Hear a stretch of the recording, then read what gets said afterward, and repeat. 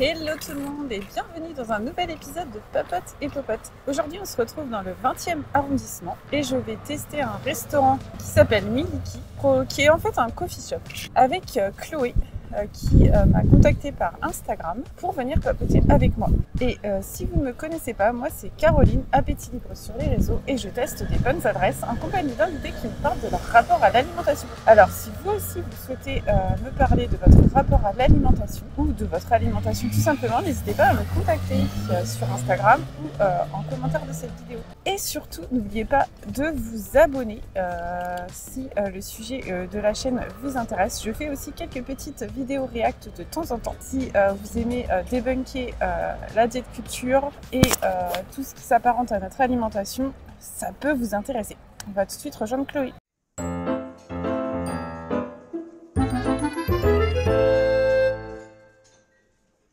Me voilà devant Miliki avec Chloé. Salut Chloé. Salut Caroline. Tu vas bien?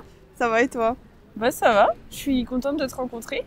Moi aussi, je suis contente de venir ici, je viens jamais dans le coin. Ah bah moi non plus, c'est une grande première. C'est un quartier dans lequel on m'a jamais invité encore. Donc ouais, c'est pas mal. Bah voilà. Assez, En plus, il y a du soleil. assez résidentiel, je pense, ici. On va tester Miliki, mais avant ça, est-ce que tu veux te présenter? Bah, je m'appelle Chloé, j'ai 26 ans, je sais pas trop quoi dire. Je suis étudiante en alternance et voilà.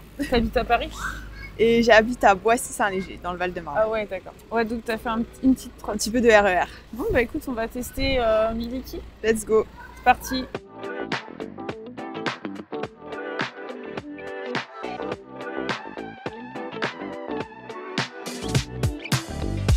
Chloé, la question phare actuellement, comment tu te définis en tant que mangeuse? Mangeuse angoissée. Angoissée? Ouais. Pourquoi? Sur le fil, quoi. Bah, parce que je sors là vraiment d'une phase d'anorexie pas cool. J'essaye d'intégrer, enfin de me répéter tout le temps que j'ai le droit de manger, que je peux. Mais je reste quand même à batailler avec mes angoisses qui sont totalement absurdes. Parfois.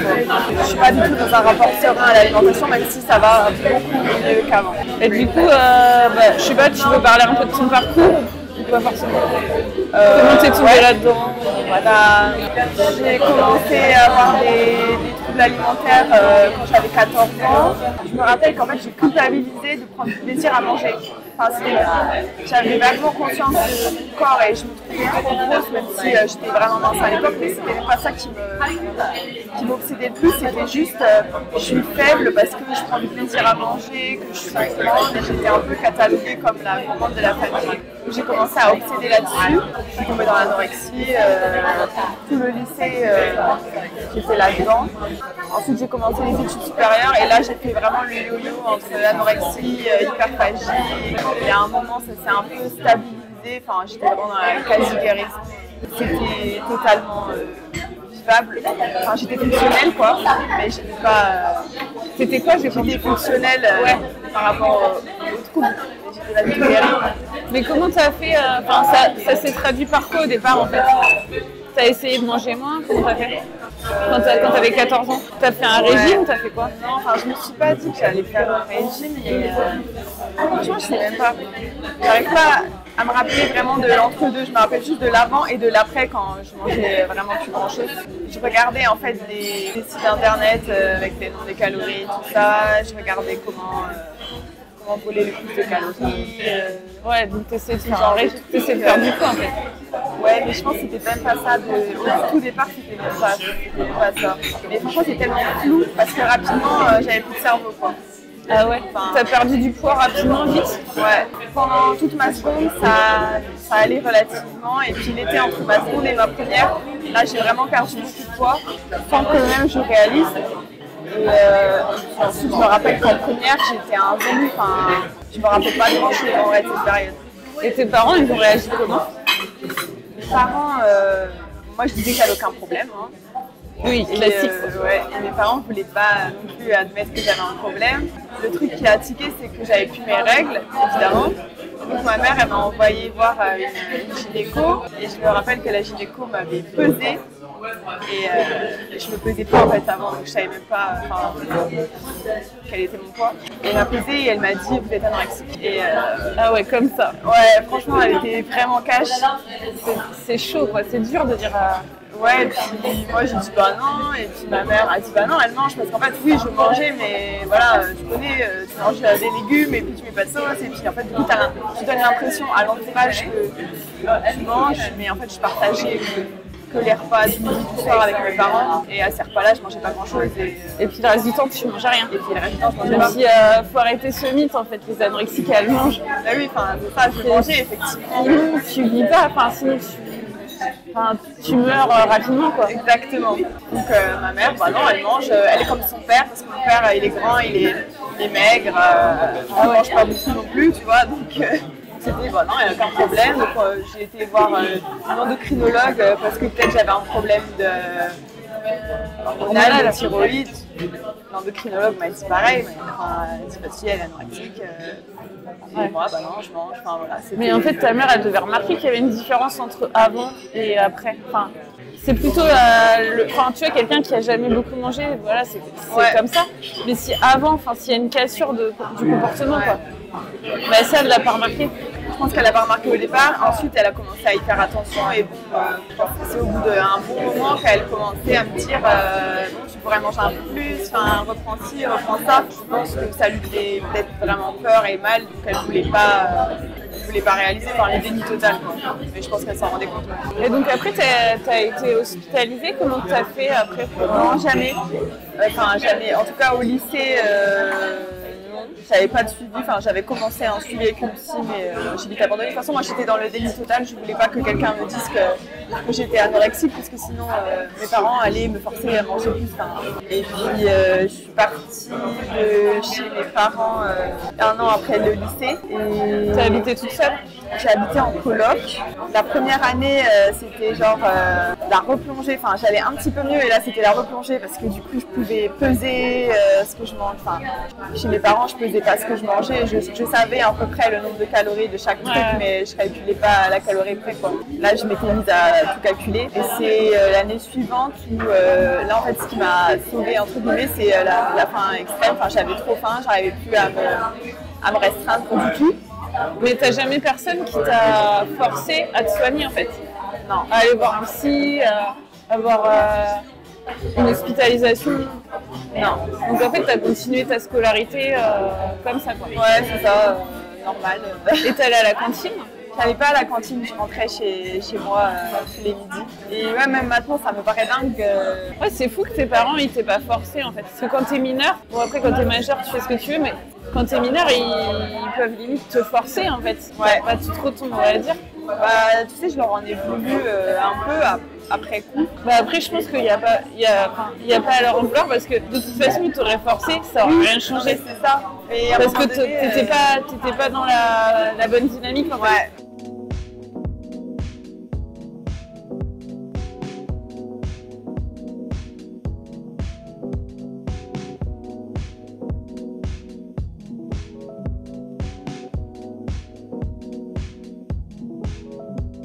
Et du coup, dans ton enfance, t'étais avec l'alimentation, t'étais comment? J'étais normale en fait. T'avais pas de problème? Non, j'avais pas de problème.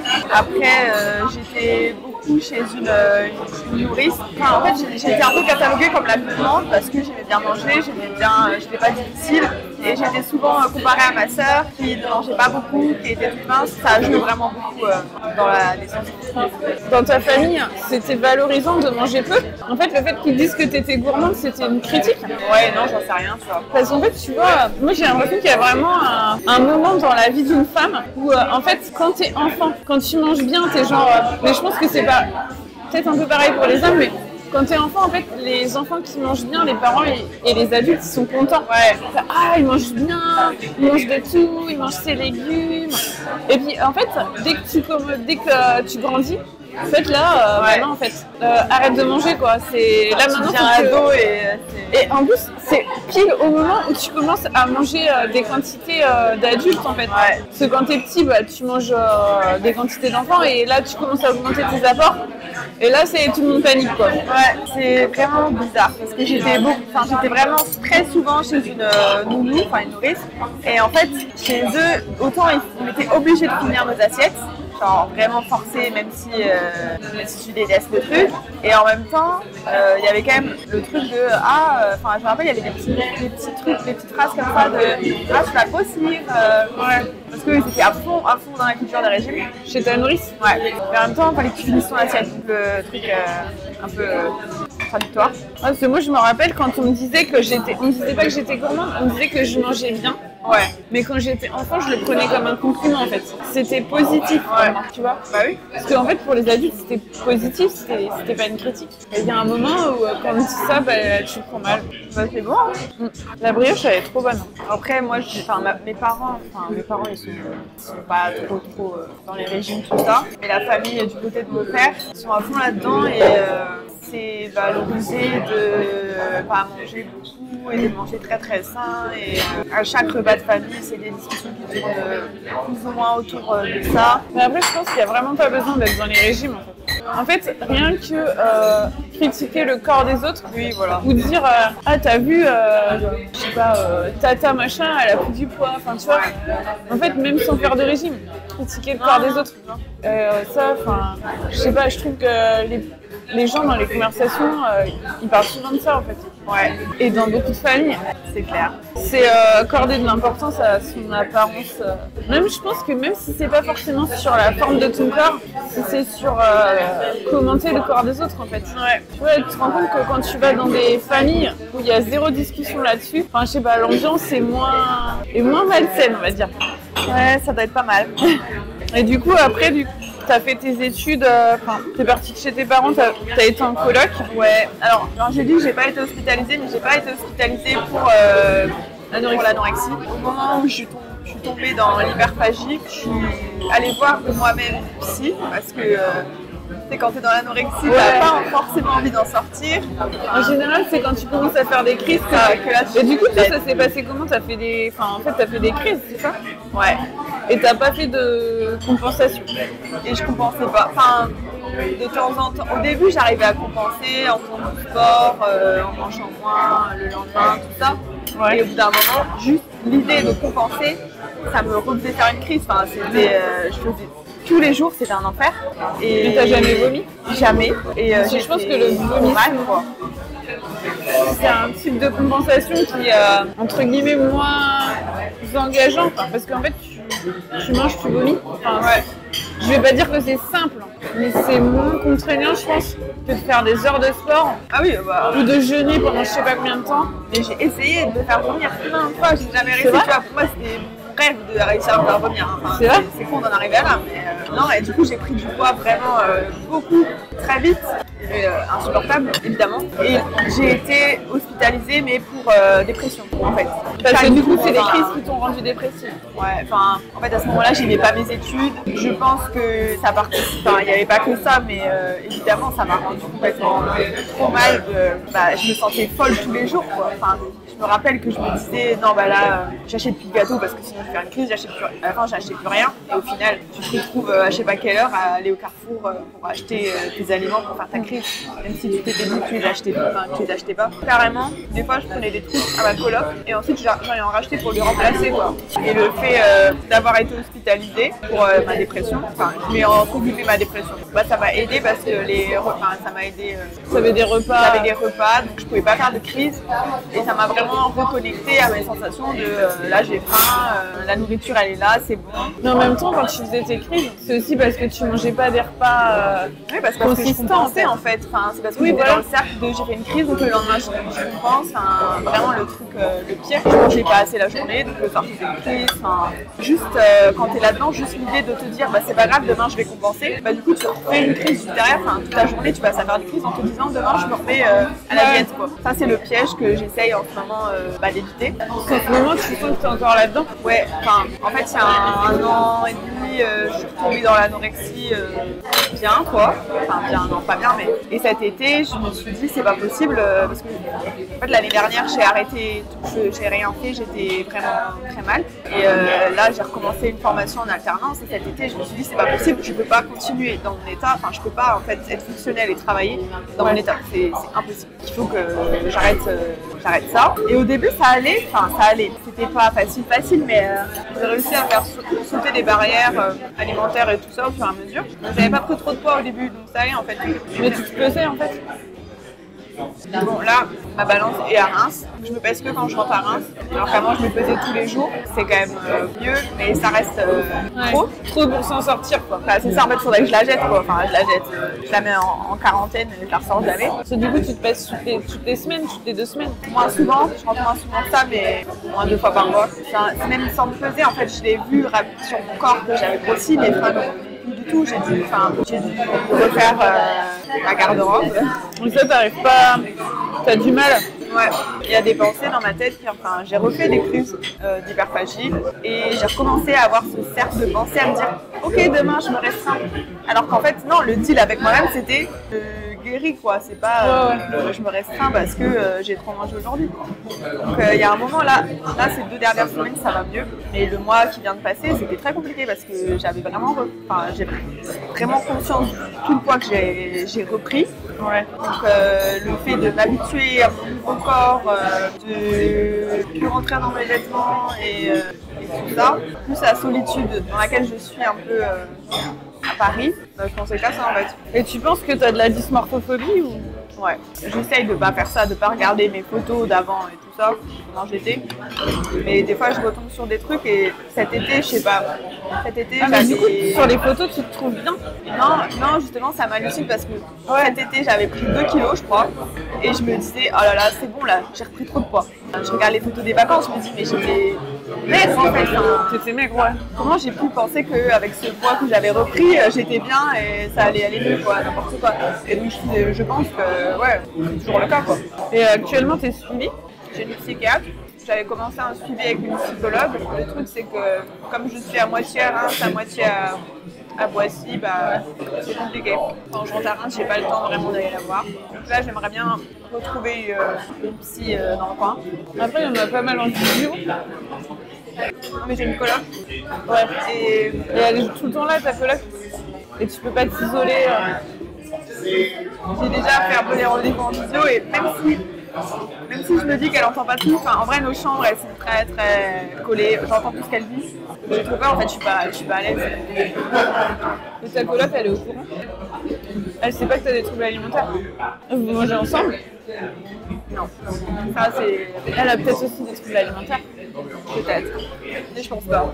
Ouais, en vrai, si elle t'a jamais proposé que vous mangez ensemble? Si, elle m'a déjà proposé. Elle m'a déjà proposé et en fait c'est moi qui l'évite au maximum.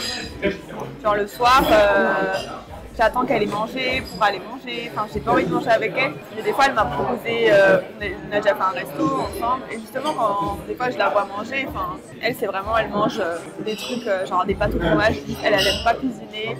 Elle le fait en mode fonctionnel, quoi. Je mange parce que après il faut que j'aille retourner travailler dans ma chambre. Ouais, moi je me suis toujours dit que franchement la coloc, quand t'as un TCA, c'est chaud quand même. Ouais. Sauf si la personne est aussi dans un TCA. Ouais, et encore. Bah, quand j'étais à Lille en coloc, mais ma coloc savait que j'avais des troubles alimentaires, mais pareil, on mangeait pas trop ensemble. On faisait chacun nos courses. De toute façon, moi c'était non négociable. Et encore à l'époque, ça me dérangeait pas trop qu'on mange ensemble, mais je mangeais de mes trucs. T'aurais accepté que quelqu'un cuisine pour toi?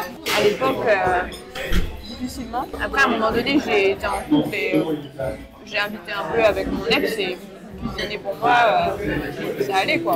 J'allais mieux déjà. Mais limite, c'est plus simple quand on cuisine pour moi maintenant, je trouve. C'était moi-même, j'aurais pas mis d'huile ou je me serais pensé à l'huile qu'il y avait dans le plat et tout. Alors que là, je sais pas en fait, c'est très bien, je sais pas. Oui. Il y en a qui disent cuisiner pour s'en sortir, c'est bien. La première fois que je suis sortie de l'anorexie et que je suis tombée dans l'hyperphagie, tout ça, j'étais obsédée par la cuisine. Je voulais tout le temps tester des nouvelles recettes. Bon, évidemment, il fallait que ça soit hyper sain, tout ça, mais du coup, tu décroches jamais en fait. Tu es sur ton téléphone en train de chercher des recettes. Ouais, ouais. Et t'as jamais essayé un suivi avec une diète spécialisée? Enfin, si, j'ai déjà essayé. En fait, j'ai déjà essayé tellement de trucs. J'ai déjà été voir une diététicienne une fois, voilà. Une fois, j'avais fait une journée d'hôpital de jour, j'avais arrêté. J'ai essayé plein de trucs. Mais moi, une fois, je sais pas si tu peux dire que t'as essayé. Enfin, non, je veux dire, j'ai toujours tout abandonné hyper vite.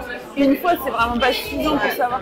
Parce que moi, j'ai essayé l'hypnose, mais j'ai fait 4-5 séances, tu vois. Là, je trouve que c'est assez pour se dire, ouais, ça me convient ou non, ça me convient pas. Mais une séance, franchement, tu peux pas savoir. Non, je suis bien d'accord. Mais l'hypnose, j'aimerais bien. Ça t'a aidé? Moi, franchement, Instagram, ça m'a beaucoup aidé. Ouais. Bah, tous les contenus qui sont pas du tout tout ce que tu trouves pas avec un thérapeute, en fait. Tous les contenus qui te parlent de la diète culture, du féminisme. Enfin, c'est typiquement des trucs que tu trouves pas en allant voir un psy, en fait. C'est vrai que le psy, il est un peu trop centré sur l'individu. Ouais. Mais il y en a sûrement des psys qui prennent en compte l'environnement, la société et tout ça. Ouais, je suis d'accord, mais j'avais trouvé non plus. En France, franchement, c'est chaud, quoi. Puis surtout que je trouve que quand tu es dans l'anorexie, il y a trop des théories fumeuses. Enfin, je sais pas si toi, tu t'es reconnu dans les discours. C'est pour refuser sa féminité, pour ne pas grandir, pour rester enfant. Et troubles relationnels avec sa mère. Ouais. Enfin, oui, d'accord. Mais en fait, qui n'a pas des troubles relationnels avec sa mère? Enfin, je veux dire, je pense que toutes les nanas ont des troubles relationnels avec leur mère. Et pas toutes sont anorexiques. C'est un peu facile. Bah, c'est pour ça que c'est vraiment difficile de trouver justement, je trouve que sur Instagram, tu peux trouver des psys à ton image. Ouais. Après, il y en a beaucoup qui font de la visio. C'est ça, moi c'est mon problème. Sinon, c'est vrai que niveau psy, j'ai tout entendu. J'ai un peu lâché l'affaire, mais... Ouais, je comprends. Et le psychiatre, ou la psychiatre, du coup, elle gère pas du tout pour les TCA. Quand j'en parle, elle me dit toujours vous faites vomir, vous avez perdu du poids, c'est tout. Après, je l'adore. Enfin, franchement, sur d'autres aspects, elle est top. Mais je sais que sur les TCA, voilà, si je vomis pas et que j'ai pas perdu de poids, c'est normal, c'est ok. Après, elle s'y connaît pas. Elle m'avait, si, quand même, j'abuse. L'année dernière, quand même, c'était un peu alarmant, donc elle m'avait envoyé voir un psy à l'hôpital d'un service spécialisé. En plus, j'avais vu que c'était un service obésité, endocrino. Enfin, elle m'a envoyé là-bas, je m'étais dit, oh non, elle va me donner des compléments alimentaires et puis c'est tout, quoi. Et en fait, le médecin a dit, on va pas parler de poids, on va pas parler de nourriture, et on a vraiment parlé que du coup là c'était quand même centré sur l'individu. On a parlé de ma peur de l'abandon, tout ça. Pour lui, j'avais des TCA parce que j'avais peur de l'abandon. Certes, je suis pas sûre que ça explique tout, mais quand il m'a dit on va pas parler de poids, on va pas parler d'alimentation, j'étais là, waouh, génial, quoi. Je le voyais tous les 3 mois, c'était pas ouf, mais ça changeait, quoi. Est-ce que tu penses que c'est une question qu'on pose souvent sur Instagram, est-ce que tu penses que la faim extrême, c'est un peu un passage obligé quand t'as souffert d'anorexie? Bah, j'en sais rien, je sais pas, en tout cas moi je l'ai vécu les 2 fois, même plus. Et là je sens que ça s'est calmé, vraiment. Et j'en parlais avec ma soeur parce que ma soeur elle a vraiment pas de trouble alimentaire du tout. C'est incroyable comment je suis jalouse. Et en fait elle a perdu du poids cet été parce qu'elle allait pas bien, enfin vraiment aucun rapport. Et là je sais plus quand elle m'avait dit oh là là, je crois que je fais de la boulimie, j'ai trop faim, j'arrive pas à m'arrêter de manger, pourtant j'ai mangé ça. Et en fait, je lui ai dit, bah, tu sais, t'as pas beaucoup mangé pendant un certain temps parce que t'étais triste et tout ça. En fait, juste, c'est de la faim, quoi. Ouais, c'est ça. Et du coup, je lui ai dit ça, j'avais montré ton compte, des posts que t'as fait, et en fait, elle m'a fait, ah bah ouais, t'as raison, c'est ça, ok, merci. Et bah oui, quelques jours, elle a répondu à sa faim extrême, et après, c'était passé, quoi. Moi, je pense qu'en fait, la faim extrême, c'est un concept que seules les personnes qui ont des TCA parlent, mais en fait, je pense que absolument tout le monde connaît ce phénomène. Totalement d'accord. C'est juste que dans la tête de quelqu'un qui a un TCA, ça prend un truc, c'est gravissime. Alors que tu demandes à je sais pas qui a eu la grippe pendant une semaine, je peux te dire que la semaine d'après, il va dévorer. Et alors, quand tu t'es privé pendant des mois, voire des années, t'imagines la faim extrême de ouf que tu peux avoir. Et moi, je pense que 90% des personnes qui sont dans la boulimie, c'est parce qu'en fait, elles ont eu une faim extrême et qu'elles ont culpabilisé ça. Et que du coup, ça a tout déclenché, en fait. Et c'est ça le gros piège quand tu sors de l'anorexie. C'est vraiment là-dedans que je suis tombée, quoi. Enfin, la première fois, j'avais trop faim.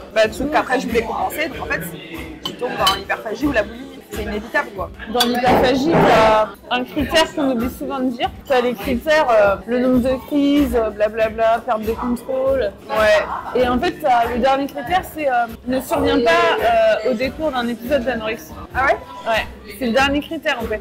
Donc en fait, quand tu fais... Ça veut tout dire.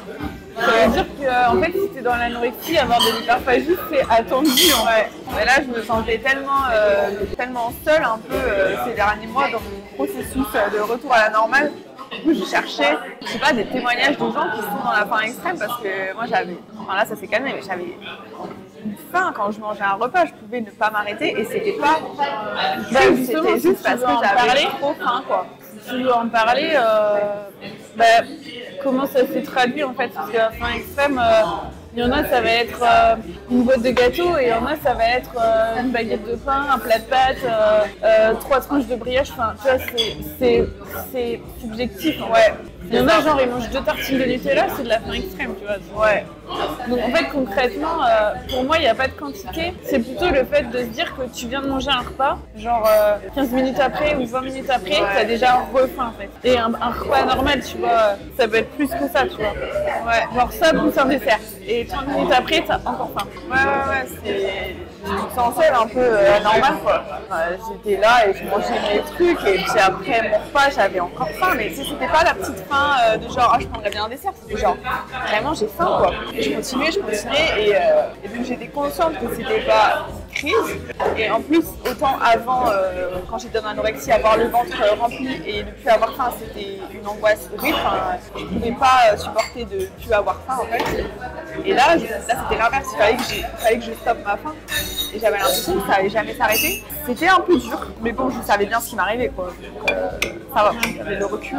En fait, c'est un peu comme si tu manges et tu as l'impression que ce que tu manges, tout de suite ton corps il s'en sert et ça y est, c'est bon, il a besoin, tu vois. Enfin, et surtout, c'est horrible parce que tu as les problèmes digestifs qui viennent avec ça. J'arrivais pas à dormir parce que souvent, ma faim extrême, c'était le soir que je mangeais le plus parce que le midi, je prends ma gamelle au travail. J'essaye de prendre des quantités pour ne pas avoir trop faim à la journée quoi. Mais une fois que j'ai encore faim et si j'ai plus rien, j'ai plus rien. Et donc le soir, après ça, j'arrivais pas à dormir. Ça me fait pendant l'anorexie aussi. Ouais. Après, depuis très longtemps, je prends des médicaments pour dormir. Donc pendant l'anorexie aussi, j'arrivais pas à dormir. Ouais. Mais j'ai toujours mangé, comme plein de gens, je crois, plus le soir. Ouais. Parce que c'est trop dur de s'endormir avec le ventre vide. Après, ça dépend des gens. Oui, c'est vrai. Moi je suis comme ça aussi parce que je peux pas dormir en fait le ventre vide, mais il y en a ils préfèrent tu vois. Ouais. Et par rapport aux conséquences physiques, t'as eu quoi? Bah rien de spécial à part mes règles quoi. T'as pas eu je sais pas les dents, non, trucs digestifs, mes cheveux évidemment je perdais mes cheveux, l'ostéoporose. Non, après ça j'en sais rien. J'y pensais parce que là j'ai pas eu de fracture. Non. J'ai toujours pas mes règles. Et quand je pense au nombre de temps que j'ai passé sans mes règles dans ma vie, je me dis peut-être que je vérifie un truc par rapport à mes os. T'as jamais eu la pilule? Après la pilule, ça protège pas si bien que ça en fait. Ouais. Maintenant ils en reviennent un peu sur cette histoire. En fait ce qui est très dur quand tu sors de l'anorexie, c'est vraiment que toute ton identité c'est ça. Et tu sais plus, là tu vois, je sais plus qui je suis en fait sans ce truc. Parce que ton entourage, tu vois, il y a beaucoup de gens qui savent que tu as ce problème. Même dans tes études. Ouais, de toute façon, ça se voyait, et puis au bout d'un moment, ça m'a pas posé problème d'en parler, vraiment pas. Tu vois, mes amis savaient très bien qu'il fallait pas proposer un resto. L'année dernière, je suis partie en vacances plusieurs fois avec des amis, et en fait, je leur ai dit ça, je peux pas. Tous mes amis sont au courant. Après, c'est pas pour autant que c'est pas pour ça que c'est mon identité, mais c'est toi qui leur en as parlé? Ou c'est juste eux qui ont deviné? Je sais plus. Tu leur as jamais dit? Donc ils savent peut-être pas en fait. Si, je veux dire, je leur dis, là, mes troubles alimentaires, ça va pas trop souvent, tu vois. Moi, j'en ai jamais parlé. Ouais. Après, je pense que les gens devaient s'en douter. Mais moi, à mon époque, c'était moins connu. Ouais. J'étais maigre, mais j'étais pas non plus cadavérique. Ouais. Peut-être qu'on pouvait penser que j'avais un autre problème. Puis, tant que tu le dis pas, tu peux avoir une maladie autre qui fait que tu n'arrives pas. C'est sûr. Puis il y a des gens qui sont hyper maigres comme ça. Ouais. Après, quand tu es hyper maigre et que j'exagère. Non, mais quand tu es hyper maigre et que tu refuses toutes les sorties avec de et la bouffe, ça commence à être C'est louche. Du coup, actuellement, ça te handicape pas trop? Bah si quand même. C'est juste là, j'ai eu une semaine un peu de répit. Mais venir aujourd'hui ici et tout ça, c'était pas... Ça va. Franchement, je suis contente que ça aille parce que la semaine était plutôt cool. La semaine était quoi? C'était plutôt cool par rapport à l'alimentation. Comme j'étais stressée par des trucs au travail, j'ai moins pensé à ce que je mangeais, mon corps et tout ça. Et qu'est-ce qui te déclenche alors en fait? Qu'est-ce qui te déclenche des mauvaises pensées par rapport à l'alimentation et à ton corps? Bah là, ce que je vois, c'est que quand je suis ici, j'ai pas vraiment d'amis. Enfin, j'ai quelques amis à Paris, mais moi, je les vois pas souvent. Et je sais pas, c'est comme s'il y a un vide et il faut que je le remplisse en pensant à tout ça. Tandis que quand je suis à Reims, que je vois mes amis, que je me sens vivante, en fait là j'y pense plus et je me dis ouais c'est trop cool parce que là j'ai vraiment l'énergie de profiter de mes amis. La dernière fois je suis allée à un concert et en fait à l'entracte j'avais trop faim et je me sentais vraiment faible et tout.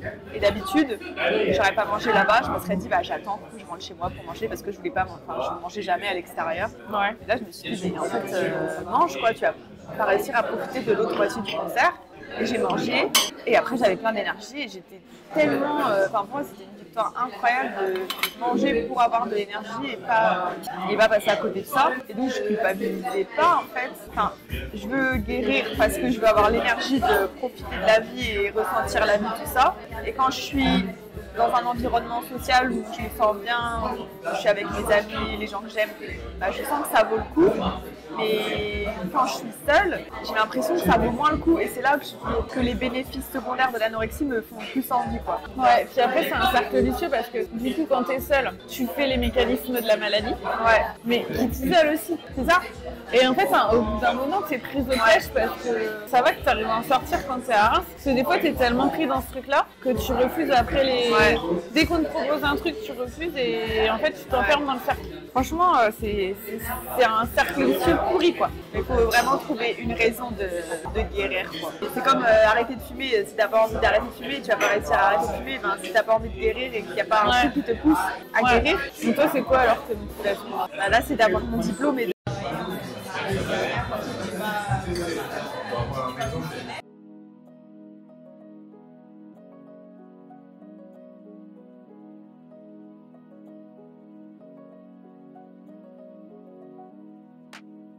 Bah, merci beaucoup Chloé pour ce petit repas.